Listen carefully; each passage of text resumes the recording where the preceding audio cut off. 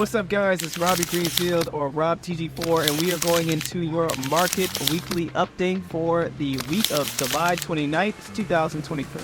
So if you want a TLDR of last week, we pretty much saw a lot of political pandering, a good upswing in the market because of the words of both RFK, but most notably Donald Trump at the Bitcoin 2024 conference, and of course a lot of interesting things to come in this November election in the United States. So we'll quickly go through the Bitcoin forecast, your ETH forecast we added now that there is ETH ETF. Of course, we'll do a quick highlight on the Bitcoin 2024 conference, as well as some macro highlight as to why I am completely convinced that Bitcoin is going nowhere else but up. And I know I sound like a KOL saying that, but we have some hard facts to back it up. So let's get into it.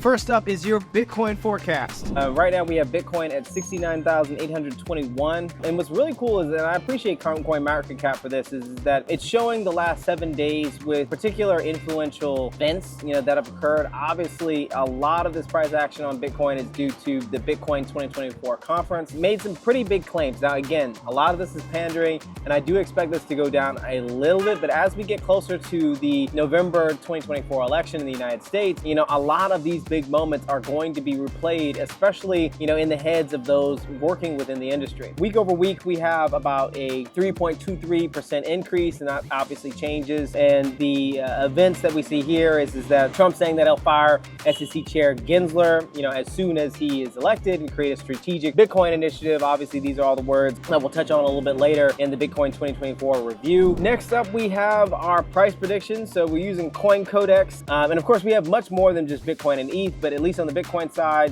we got a 5-day prediction of around 79,236, 1 month prediction of 90,078, 3 month prediction of 100,596. I don't think that we're going to get close to this. I think we're around $100,000 based off of the different forecasts that I've seen across multiple institutions, but it's a good price reference to have. Up next, we have the Bitcoin ETF Inflows. So these are effectively all the ETF products for Bitcoin across the multiple asset managers, including Grayscale, Bitwise, BlackRock, VanEck, Franklin Templeton, etc. Right now, we have a total AM of around $62 billion. Net flows are much less than that, obviously, $2.9 billion, but still extremely strong. From the beginning of the year, we've seen Bitcoin increase in price by about 53%. And if we want to know the market leaders in terms of net flow, BlackRock standing at the top, Grayscale second, Fidelity third, ARK 21 shares fourth, and Bitwise in fifth place, with around 1.1 billion for BlackRock at the top and around 150 million for Bitwise. Overall, it's been increasing, right? If we look at the dotted line, right, that's the overall line. We're doing pretty well. So for ETH, we have a current price of $3,382 or so. The 5-day, 1 month, and 3 month predictions aren't crazy for ETH. I mean, at best case scenario, we have around 6,500 in a year. Toward the end of this month, around 6,000, 5,900 or so. But it's going to be a lot less volatile than what we've seen with Bitcoin. Now, it's very important to understand that even though ETH is obviously a standard deviation lower in price than Bitcoin, its price action is still respectable, right? If we look at, in comparison, 1 month prediction, we're seeing a lot more movement for Bitcoin than we are for ETH, just given everything that's happening. But the 3 month prediction, it starts to even out, right? And we actually see ETH overtake Bitcoin in the long run in terms of the gains to be had, because obviously it's a cheaper asset. So on the Ethereum ETF side, or ETH, we actually see 113 million or so in outflows, net outflows, since it debuted last week on the 23rd. Initially, we saw 106 or 107 million dollars of inflows. I don't think this is necessarily a bad thing. I think Ether as an asset right now is competing against Bitcoin, and right now it's Bitcoin's time. And of course, traditional investors or institutions a lot less learned on Ethereum as a network than they are on Bitcoin. And this just doesn't have the same legacy and price action that Bitcoin has, provided that its ETF was nearly 7 months ago now. So political pandering for the 2024 season has begun. As we are months away from the November election, all three parties, that is right, that is RFK, that is Donald Trump, and that is Vice President Harris, have started to suddenly be quite amazing when it comes to just the word crypto or Bitcoin, because anyone who needs to be elected will tell you that they will eat their own foot to be elected again, and it doesn't guarantee that any of these things are happening, but it does create price action in the market, and we're absolutely seeing that given the forecast earlier on ETH and BTC. First, we have the Bitcoin 2024 conference highlights so that you can get everything that you missed and feel a little bit better about that FOMO that all of us were feeling last week.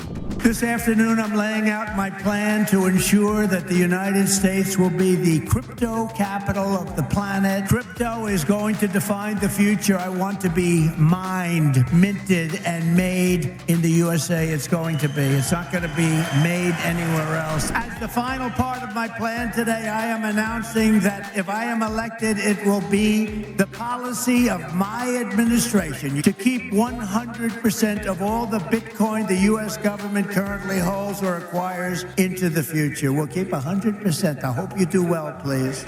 Next up, we have Vice President Harris saying that they're going to be resetting relations with major crypto companies. So let's take a deeper look.